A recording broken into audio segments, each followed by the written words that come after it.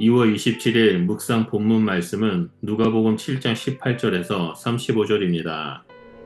요한의 제자들이 이 모든 일을 그에게 알리니 요한이 그 제자 중 둘을 불러 주께 보내요. 오실 그이가 당신이 오니이까 우리가 다른 일을 기다리오리이까 하라. 그들이 예수께 나아가 이르되 세례 요한이 우리를 보내어 당신께 여쭈어보라고 하기를 오실 그이가 당신이 오니까 우리가 다른 일을 기다리오리이까. 마침 그때 예수께서 질병과 고통과 및 악귀 들린 자를 많이 고치시며 또 많은 맹인을 포게 하신지라. 너희가 가서 보고 들은 것을 요한에게 알리되 맹인이 보며 못 걷는 사람이 걸으며 나병 환자가 깨끗함을 받으며 귀먹은 사람이 들으며 죽은 자가 살아나며 가난한 자에게 복음이 전파된다 하라. 누구든지 나로 말미암아 실족하지 아니하는 자는 복이 있도다. 요한이 보낸 자가 떠난 후에 예수께서 무리에게 요한에 대하여 말씀하시되 너희가 무엇을 보려고 광야에 나갔더냐? 바람에 흔들리는 갈대냐? 그러면 너희가 무엇을 보려고 나갔더냐? 부드러운 옷 입은 사람이냐? 보라, 화려한 옷을 입고 사치하게 지내는 자는 왕궁에 있느니라. 그러면 너희가 무엇을 보려고 나갔더냐? 선지자냐? 옳다. 내가 너희에게 이르노니 선지자보다도 훌륭한 자니라. 기록된 바 보라, 내가 내 사자를 내 앞에 보내노니 그가 내 앞에서 내 길을 준비하리라 한 것이 이 사람에 대한 말씀이라. 내가 너희에게 말하노니 여자가 낳은 자 중에 요한보다 큰 자가 없도다. 그러나 하나님의 나라에서는 극히 작은 자라도 그보다 크니라. 모든 백성과 세리들은 이미 요한의 세례를 받은지라.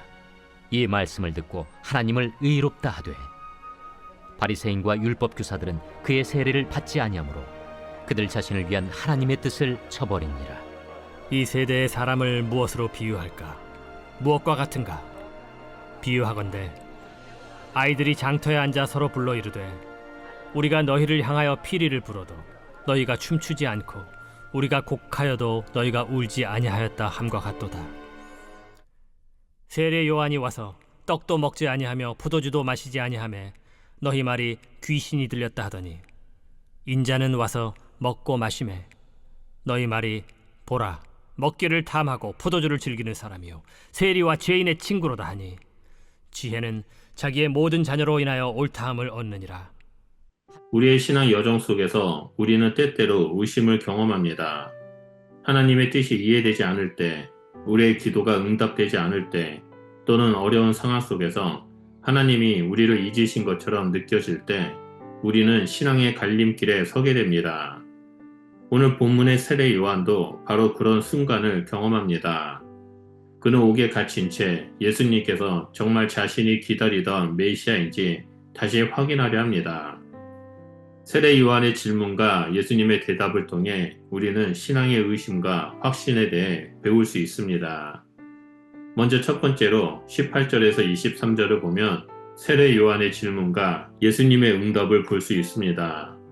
세례 요한은 감옥에 갇힌 채 제자들을 통해 예수님께 오실 그이가 당신이 오리까 우리가 다른 일을 기다리오리까 라고 질문을 보냅니다.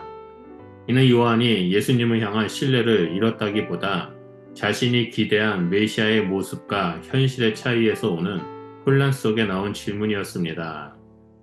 요한은 예수님이 강한 능력으로 로마를 무너뜨리고 정의를 세울 것이라 기대했지만 예수님은 온유와 사랑으로 사역하고 계셨습니다. 예수님의 대답은 직접적인 예, 아니요가 아니었습니다.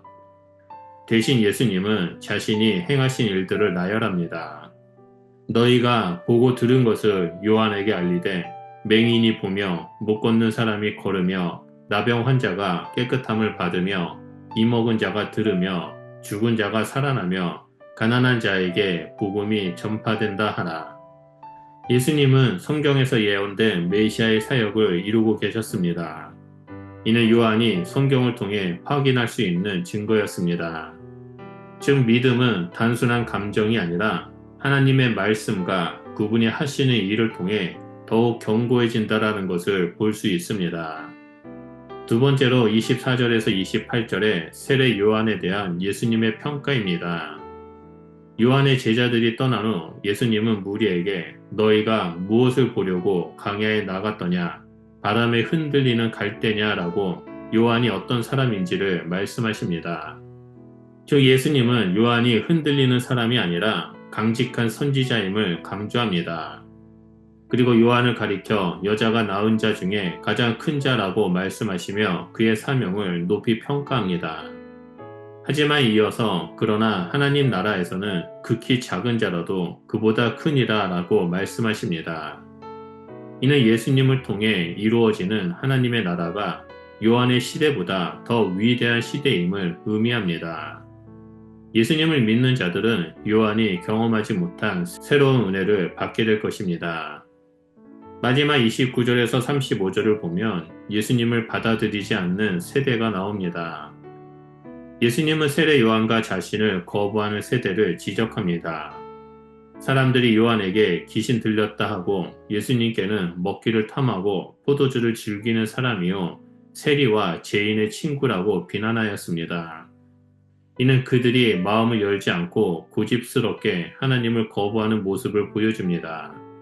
그러나 예수님은 지혜는 자기의 모든 자녀로 인하여 옳다함을 얻느니라 라고 말씀하십니다. 결국 하나님의 지혜는 시간이 지나면 드러나고 하나님의 뜻을 깨닫는 자들은 올바른 결론에 도달하게 된다는 의미입니다. 오늘날 많은 사람들이 신앙을 가지면서도 세례 요한처럼 의심을 경험합니다. 경제적인 어려움, 전쟁과 같은 세계적 위기, 개인적인 삶의 고난이 닥칠 때 우리는 하나님이 정말 살아계신가 라고 질문할 수 있습니다. 또한 세상의 가치관과 기독교적 가치관이 부딪히는 현실 속에서 믿음을 지키는 것이 점점 어려워지고 있습니다. 물질주의, 개인주의, 상대주의가 팽배한 시대 속에서 많은 사람들은 예수님의 가르침을 따르기보다 세상의 흐름에 따라 살아가려고 합니다. 그러나 예수님께서는 우리에게 믿음의 증거를 계속해서 보여주고 계십니다. 성경 말씀을 통해 기도 응답을 통해 그리고 우리가 서로 사랑하고 나누는 삶을 통해 우리는 하나님의 살아계심을 경험할 수 있습니다. 예수님께서 요한에게 주셨던 메시지는 오늘날 우리에게도 동일하게 주어집니다. 우리는 주변에서 하나님의 역사를 바라보고 신앙의 눈을 떠야 합니다. 또한 예수님께서 우리에게 주신 말씀과 역사하신 일들을 기억할 때 우리는 다시금 믿음의 길로 나아갈 수 있습니다. 그러므로 오늘도 현실 속에서 신앙이 흔들릴 때 하나님의 말씀을 붙잡고 더욱 굳건한 믿음으로 살아가시길 주님의 이름으로 축복합니다. 기도하겠습니다. 사랑과 진리의 하나님, 우리의 연약한 믿음을 아시고 의심 속에서도 우리를 붙드시는 주님을 찬양합니다. 세례 요한이 혼란 속에서도 주님을 찾았듯이 우리도 신앙의 어려움 가운데 주님을 더욱 의지하게 하여 주시옵소서. 주님의 말씀과 역사하심을 통해 우리의 믿음을 더욱 굳건하게 하시고 세상이 주님을 거부할 때도 용기를 가지고 진리를 선포하는 자가 되도록 성령님 우리와 함께하여 주시옵소서. 날마다 우리에게 말씀하시고 주님의 역사하심을 보는 증인된 자로 불러주셔서 감사드리며 예수 그리스도 이름으로 기도드립니다. 아멘.